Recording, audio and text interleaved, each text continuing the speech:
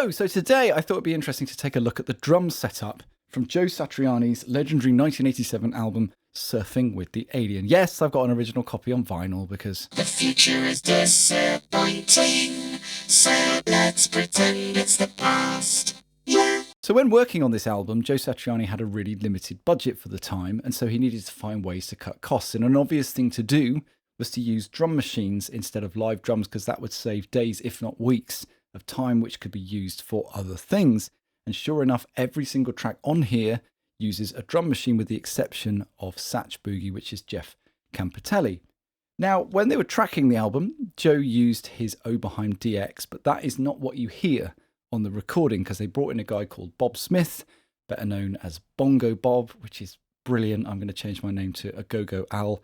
And he replaced those sounds with sounds made on an EMU SP12. Let's take a look. So I've got a couple of quotes from interviews which break down what they did. And it's a combination of sampling their own sounds into the SP12, that's what SP stands for, sampling percussion, and also using the onboard sounds that come with the SP12, which are stored on EPROMs. But also, Jeff Campitelli overdubbed live cymbals. That's the only thing he played on these tracks other than, of course, Satch Boogie. So let's try and recreate that our own way. Now, I haven't got a decent drum kit here, but what I have got are multi-track recordings of drums that I've done in studios over the years. So I'm going to take some of those and chop some individual hits out of those and use those for our custom samples. So presumably they had the drum kit connected to a mixer and then some sort of send from the mixer into the sample input of the SP12. I've got my DAW doing that.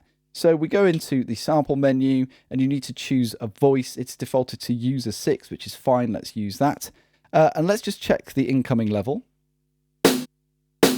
And it's pretty hot. So let's bring it down a bit with the gain. That's better. It's got a little bit of headroom, but it's nice and fat. You can drive the gain and go into the level menu and push it, do some gain multiplying and just absolutely obliterate it for creative reasons. But we're not going to do that. We're going to keep it natural sounding, or as natural sounding as possible. You now need to set the sample length, and you can go up to 2.5 seconds for one sample on the SP12. And in fact, on the original version, you could only go up to 2.5 seconds full stop.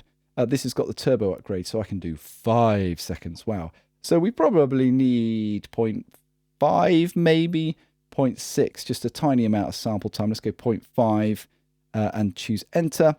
And now you can force sampling and then use the sliders to truncate it afterwards, or you can set a threshold. You can see me moving that up and down, hopefully, over which it will automatically start sampling. So if we set that very close to the noise floor, but just above it, crucially, then we shouldn't chop off the very start of the sample, or not noticeably. And then we don't have to bother going through and editing the sample afterwards. So we've set that. Let's set enter. I need to fix that button. It's a bit funky. And now let's use the arm sampling option. And now play the sample in. Checking sample. Sample est gut. Let's see if it's there. And there it is. We've sampled a sound into the SP12. Another little thing to note is the hi-hat has closed, open, and then half open. And you can, of course, choke the open hat with the closed. But actually, this is the same sample thrice, and they've employed a decay control to turn the open into a close, which is very clever. Now, you can hear this on Surfing with the Alien. There's, that kind of thing where you're getting that kind of hi-hat performance that you would get from a live drummer. And they could have done it that way by using the 3 different pads. But also, if it's running over MIDI, you can actually perform it.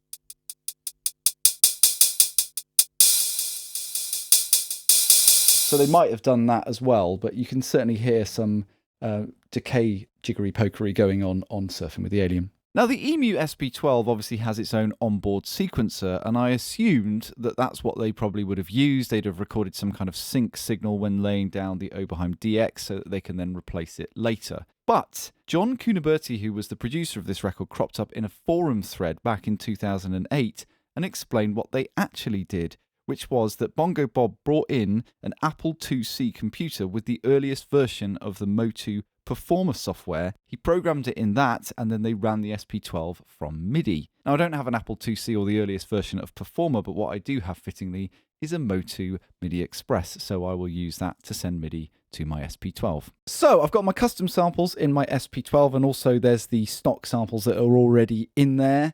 And I've got MIDI coming from my computer, which is sequencing the SP12. There's individual outputs on the back. I'm using those and running them through various submixers so I can EQ things and process things a little bit, but also record them discreetly. And then the last bit of the puzzle is the original drums have an offensive amount of reverb on it because in the 80s there was an international law passed that said everything has to have reverb on it, which was, pretty crazy because people had to carry around personal portable reverb units to add reverb to their voice and everything. Wild. Be grateful we don't have to do that anymore. So on my mixer, I've got an effects send and I've got my patch bay, and I've routed everything that's running through into my big sky so I can capture an offensive reverb. So let's listen to the result.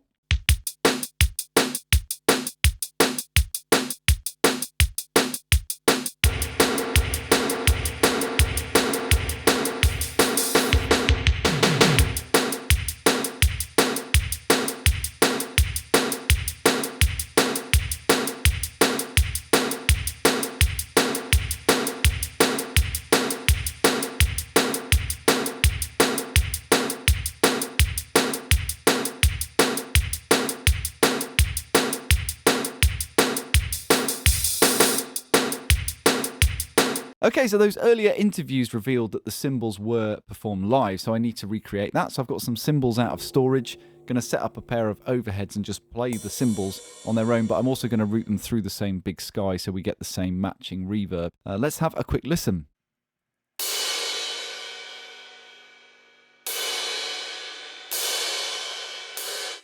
So there we go, the Bongo Bob drum setup from Joe Satriani's Surfing with the Alien. I hope that was interesting.